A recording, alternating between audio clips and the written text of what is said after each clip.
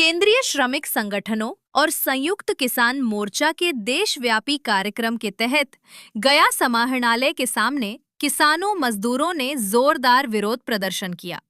नेताओं ने कहा कि किसानों और मजदूरों की समस्याओं को लगातार अनदेखा किया जा रहा है, इसलिए संयुक्त आवाज उठाना जरूरी है। प्रदर्शनकारियों ने एमएसपी की कानूनी गारंटी, फसल बीमा योजना लागू करने, जबरन भूमि अधिग्रहण पर रोक, बिजली संशोधन विधेयक 2025 की वापसी, चारों श्रम संहिता रद्द करने, जिले की लंबित सिंचाई परियोजनाओं को चालू करने और उत्तर कोयल नहर सिस्टम की पूर्ण सफाई जैसी मांगे उठाईं।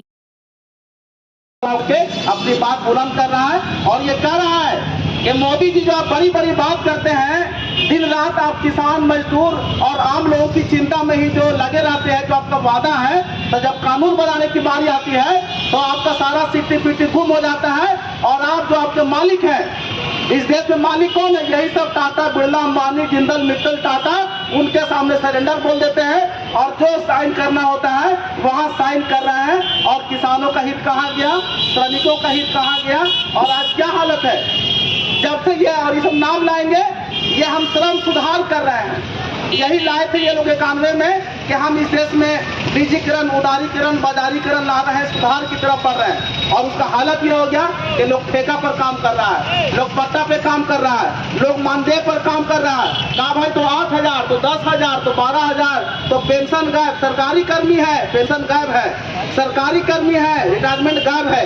ये हालत लाकर रख दी गई है। तो किसी भी समाज में अगर जो लोग हैं और खासकर जो लोग नौकरी में हैं, जो लोग अलग अलग काम में हैं और उनके लिए सम्मानजनक सैलरी नहीं है, आपका पेंशन नहीं है, आपका रिटायरमेंट नहीं है, तो तय मानिए कि आपका जीवन भी जो है वो सुखमय नहीं रहेगा, परेशानी में आपका समय कटेगा। और इसकी जिम्मेदार है मोदी सरकार की नीतियां और केंद्र सरकार की नीतियां। इसलिए इस बात को समझने की जरूरत है। यह मत समझिए कि आज कुछ लोगों का मामला है, हम लोग क्या है तो हवा सब लोग खाइएगा। एक बार जब नीति बन जाती है और सरकार अड़ जाती है तो नुकसान सब लोगों को झेलना पड़ता है। इसलिए बहुत मजबूती के साथ, बहुत जिम्मेदारी के साथ इस बात को जानने समझने की जरूरत है। इसको समझिए और तभी हमारा आपका जो है संविधान बचेगा, क्योंकि संविधान बचाना हम सब लोगों का नैतिक कर्तव्य है। आजादी की लड़ाई में हम लोग कोई यहाँ पे शामिल नहीं रहे, हम लोग बाद की पीढ़ी है, मगर जो आजादी से हमको संविधान मिला उसको बचाना हमारी जिम्मेदारी है। नहीं तो होगा कि जो हमको मिला उसको हम बचा भी नहीं पाए, उल्टा वो संविधान कमजोर हो गया। और संविधान कमजोर होने का मतलब है कि आपके हक अधिकार, आपके जो जिंदगी के जो बुनियादी सवाल है जिसको हल करने की गारंटी संविधान देता है, वो भी खत्म हो जाएगा और आप हवा खाते रह जाइएगा। इसलिए इस बात को समझने की जरूरत है। इस लड़ाई को